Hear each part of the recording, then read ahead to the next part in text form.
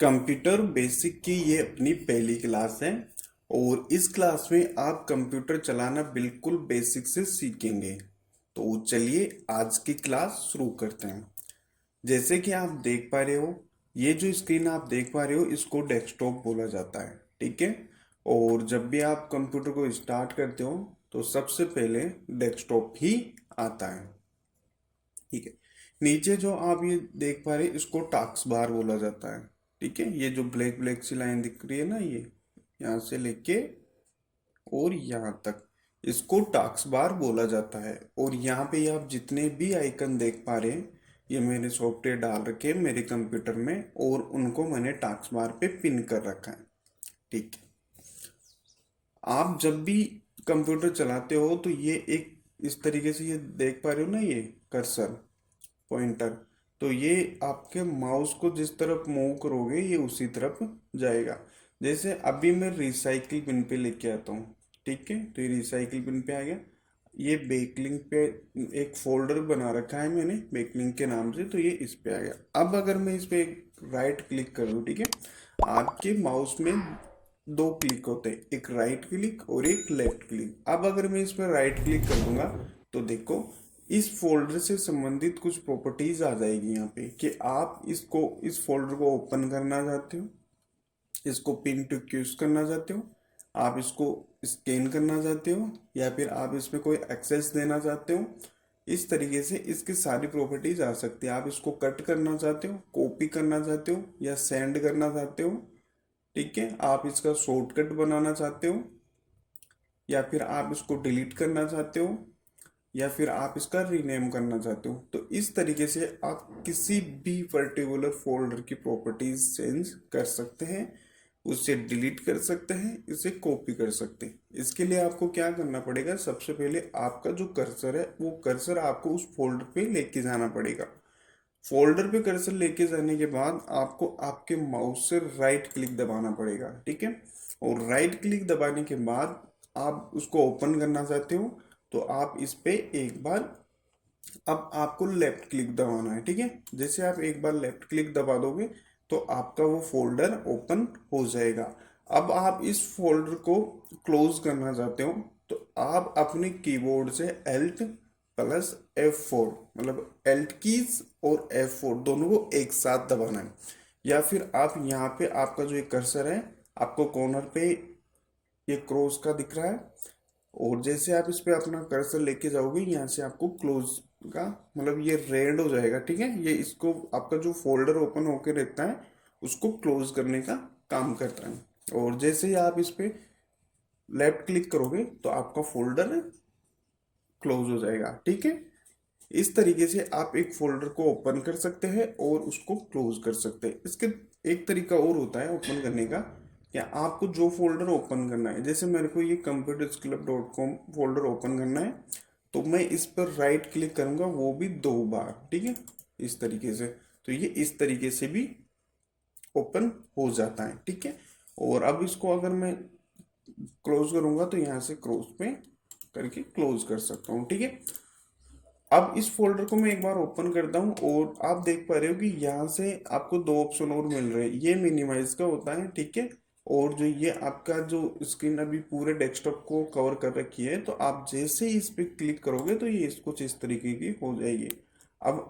अब ये जो फोल्डर था कुछ इस तरीके का हो गया, तो अब आप इसके साइज अपने अकॉर्डिंग कम या ज़्यादा कर सकते हो। इसके लिए आपको क्या करना पड़ेगा, यहाँ पे आना है। ठीक है। आपका कर्सर है ना वो यहाँ पे लेके आना है इसके टॉप पे, है ना। और इसके बाद में आपको लेफ्ट क्लिक, ठीक है, लेफ्ट क्लिक करके और इस तरीके से आपको ऊपर लेना है। ठीक है। और आप राइट से साइज बढ़ाना चाहते हो तो इस तरीके से जैसे आप कर्सर को एंड में लाओगे तो आपका कर्सर कुछ इस तरीके का हो जाएगा। अब आपको क्या करना है, इस पे राइट क्लिक करके और इस तरीके से इसकी साइज को बढ़ा लेना है, और इसी तरह आप नीचे के लिए भी कर सकते हो। ठीक है। तो ये चीज आपकी क्लियर हो गई। और अगर आप फिर से इसको पूरे डेस्कटॉप पे कवर करना चाहते हो तो एक बार आप इस पे क्लिक करो। ठीक है। तो ये इस तरीके से काम करता है रीस्टोर साइज वाला।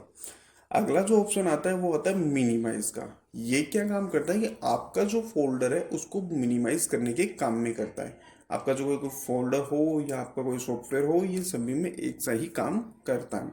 जैसे मैं एक बार इस पर क्लिक करूंगा तो ये आपका फोल्डर वहां से हाइड हो जाएगा।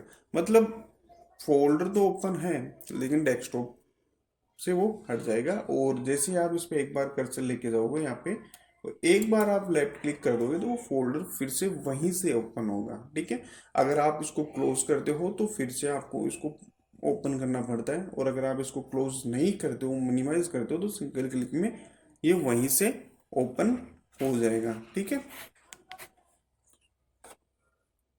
तो ये चीज आपने सीख ली।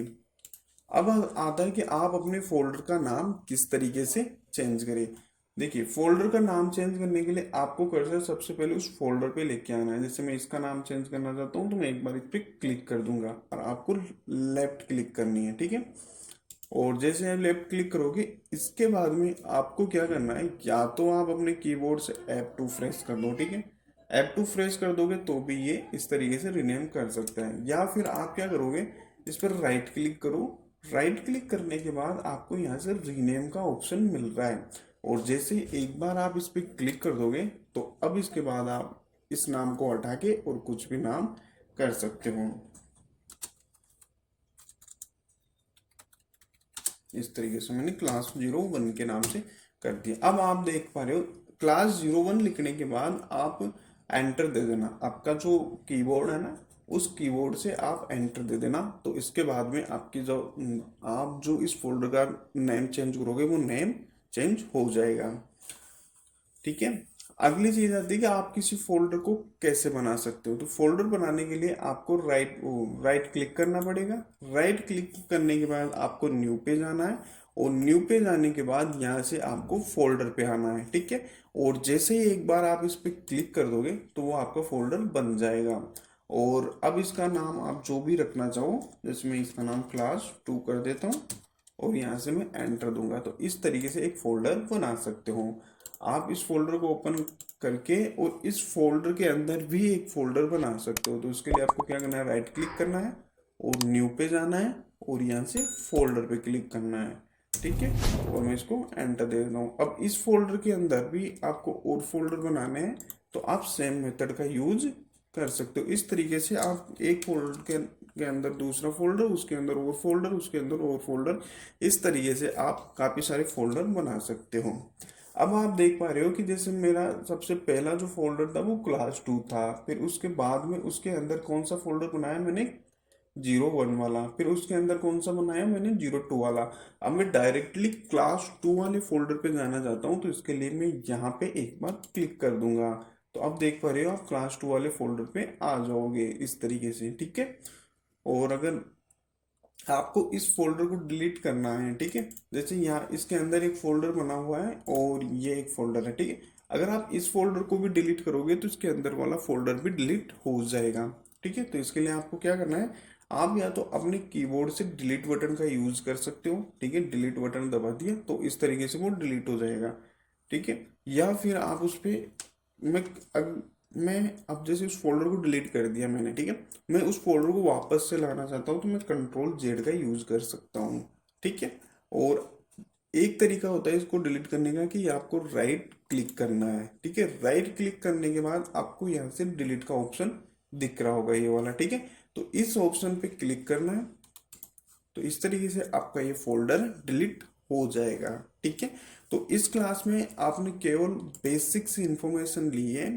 ठीक है, और आप इसकी प्रैक्टिस करना, आपको काफ़ी कुछ समझ में आएगा। ठीक है, इससे अगले वाली क्लास में अपन इसके आगे के कंसेप्ट को समझने का प्रयास करेंगे। मिलते हैं अगली क्लास में।